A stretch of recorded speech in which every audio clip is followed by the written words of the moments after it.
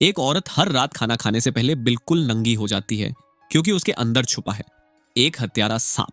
और आज का उसका शिकार एक 500 किलो का मोटा आदमी है। देखो क्या होता है जब यह सांप हमला करती है।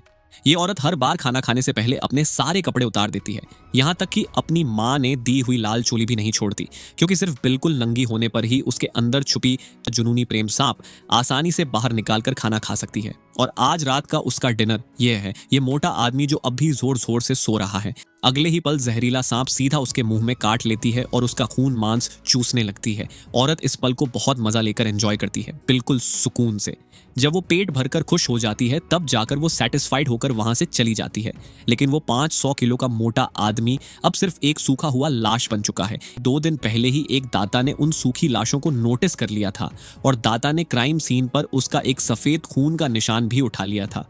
जब वो अपनी सीक्रेट टेक्निक से घटना को पीछे देखते रिवाइंड विजन होने की तैयारी कर रहा होता है, तब उसे पता नहीं चलता कि पीछे से खतरा धीरे धीरे नजदीक आ रहा है। लेकिन जैसे ही सांप अटैक करने वाली होती है वो अचानक भाग जाती है, क्योंकि दाता के हाथ में यिन यांग बगुआ मिरर एक शक्तिशाली ताओवादी जादू का औजार था जो सांप को डराता है। सांप ची लूशी रेड चेन स्नेक को दाता के पीछे न आने पर थोड़ी राहत मिलती है, लेकिन वो बहुत बुरी तरह जख्मी हो चुकी है। अब उसे जल्दी से कुछ जिंकी, खून और मांस की जरूरत है ताकि वो ठीक हो सके। तभी रास्ते से 2 नशे में धुत शराबी गुजरते हैं। सांप जल्दी से अपने आप को एक बेघर कमजोर औरत के रूप में बदल लेती है। वो दोनों को उसी पुरानी हवेली में ले जाती है। वहां उनके सामने एक बेसर औरत की लाश दिखती है। सांप पर्दे के पीछे से कहती है, यह मेरी बहन है। उसे क्या पता यह सब सांप की जादू से बनाया हुआ धोखा है।